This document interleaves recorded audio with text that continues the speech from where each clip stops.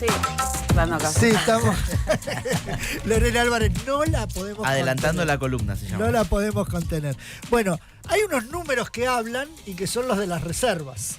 Y Sí. dicen cosas. Sí, básicamente en términos de reservas hay que decir que al gobierno medianamente bien le fue, porque desde que asumió hasta esta parte compró más de 17.000 millones. Sí. Ahora bien, si vamos a la contabilización de las reservas netas, saltan de 21.000 y pico a 29.000. Sí. Bueno, eso vos decís, bueno, pero si compró 17.000, ¿por qué solo aumentaron 8.000? Bueno, Sí. porque hubo pagos en el medio, claramente vencimientos, sobre todo porque el resultado de las ruedas descuenta importaciones y demanda diaria de dólar, lo que se impacta es el vencimiento.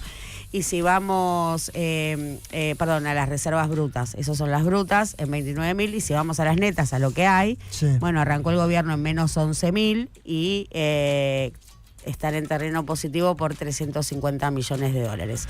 Quedémonos con ese número, 350 millones de dólares revirtiendo, ¿no?, el terreno negativo para Sí. pasar al orden de acumulación, con lo cual, digo, esa es una de las señales por las cuales el fondo le concede la aprobación de la octava revisión, Sí.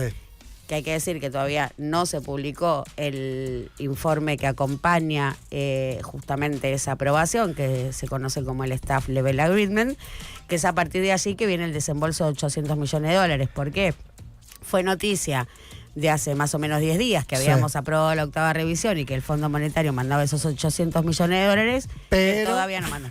Pero... Todavía no mandó, y tenemos claro que son para pagarle al fondo y no capitalización, sino intereses. Pero Ahora, hace unos días que usted viene comentando que el ritmo de compra de dólares venía como bueno, disminuyendo. y ese es el dato. El dato es ese, que por primera vez en 40 días el Banco Central tuvo que desprenderse de reservas. Terminó la rueda con saldo vendedor, 11 millones de dólares tuvo que reventar en el día de ayer. Pero más allá del dato de si tiene que comprar o vender, es el contexto. ¿Por qué? Porque estamos en plena temporada alta de la cosecha gruesa, digo, es ahora Claro. donde está el pico de liquidación de dólares. Y no estaría pasando.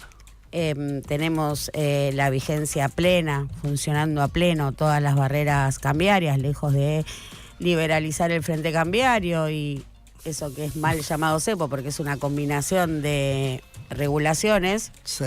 entre ellas el impuesto país, el cupo, digo, son muchas las regulaciones que configuran el cepo, todas funcionando a pleno.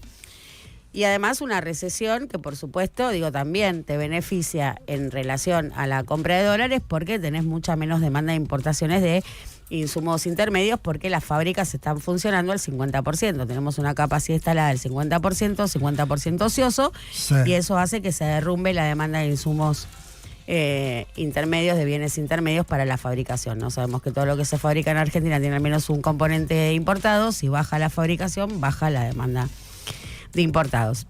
Con lo cual el contexto en el que sale a vender reservas es más preocupante aún, porque tiene todas las condiciones dadas justamente para poder comprar, y eso es lo que le permitió, digo, justamente juntar esos 17.000 millones de dólares. Sí. Solo 4 ruedas en lo que va del gobierno tuvo que vender.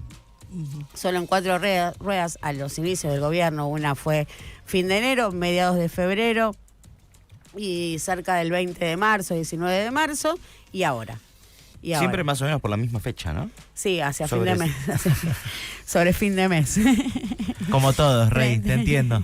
No llegó a fin de mes. Estoy ¿no? igual, estoy igual. Pero no sé, pero mirá que quieren que se muera y no se muere, ¿eh? Mirá que lo intentan, ¿eh? Sí, sí, no es que no se muere, no, si no estaría muerto.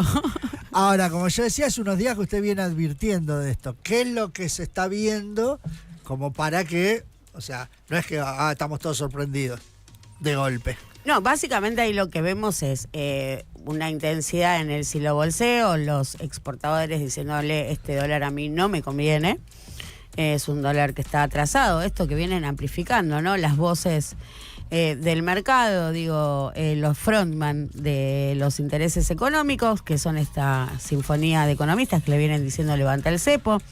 Las empresas con su presión de giro de dividendos, que también quieren un frente cambiario libre, como había prometido el gobierno de Javier Milei, y siempre, en todos los casos, el poder económico o el bloque de poder real, tiene 2 caballitos de batalla para marcarle la cancha al gobierno que sea, porque no distinguen el color político, bueno, no tiene ideología. Estaba pensando que el kirchnerismo en su momento también estaba engrampado en esto de no puedo devaluar, pero me presionan para que devalúe. Son 2 caballitos de batalla que tiene el poder económico real, uno es la inflación y el otro es el precio del dólar, que hay que entender que justamente por ser 2 caballitos de batalla del poder económico real, son los factores distributivos por excelencia de la economía argentina. Entonces, en la tasa de inflación y en el precio del dólar, vos estás estableciendo un patrón distributivo de la riqueza. Y esto, entendido así, bueno, se traduce como en estos movimientos. Un poder económico que le está diciendo al gobierno: loco, te estoy viendo, te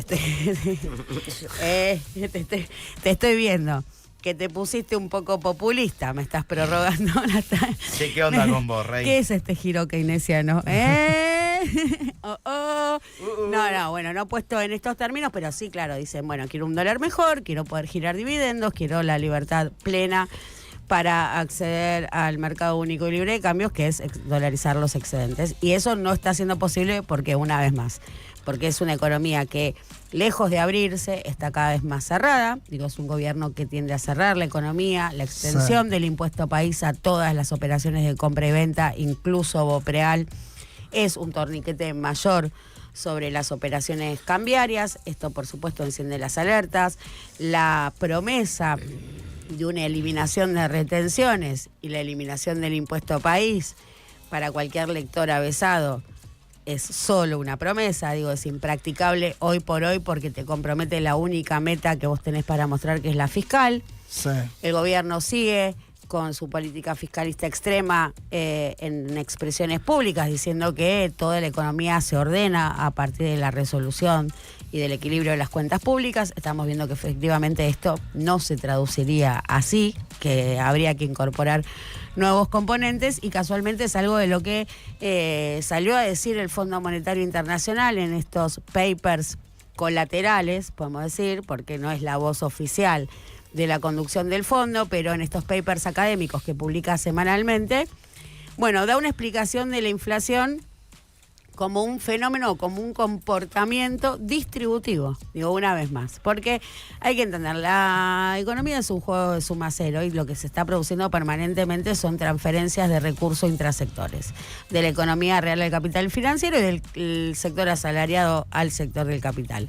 Una vez que entendés cómo van las arterias y cuál es el sentido del tránsito, bueno, cuando ves las variables se empiezan a traducir claramente. Digo, lo que estamos haciendo es laburando para los patrones. Bueno, sí, todos los días y cada minuto, no importa cuándo escuches esto, y eso es lo que se ve en la reversión de la posición del Banco Central, que por supuesto venía con todas estas factores favorables que lo beneficiaban comprando reservas, una vez más a cuentagotas, porque estaba en el orden de los 100, de los 120, 130 millones de dólares, cuando en esta temporada y por la estacionalidad debería ubicarse por encima de los 300, daba cuenta de lo apretado y de lo ajustado que estaban siendo esas maniobras, y se intensifica una presión devaluadora siempre latente y crónica en la economía argentina. ¿Por qué? Porque demanda más dólares que los que genera, con lo cual siempre esa presión devaluadora está, pues crónica y sistémica, pero por momentos se intensifica, y sobre todo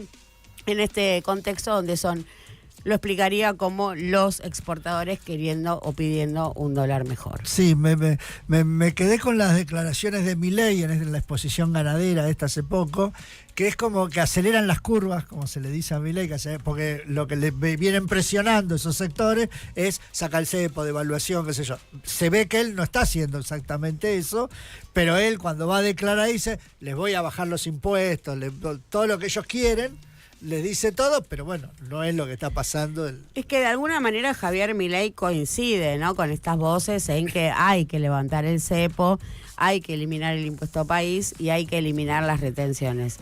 Ahora bien, ¿cómo convive eso con el fiscalismo? Bueno, y es otra pregunta, ¿no?, que se abre allí. Digo, es claramente incompatible. Básicamente, a grandes rasgos, podemos decir que una excelente traducción hizo Manuel Álvarez Agis cuando lo puso en estos términos. Digo, la economía argentina es o recesión o inflación. Elija, machi. Es así. Ay, qué momento.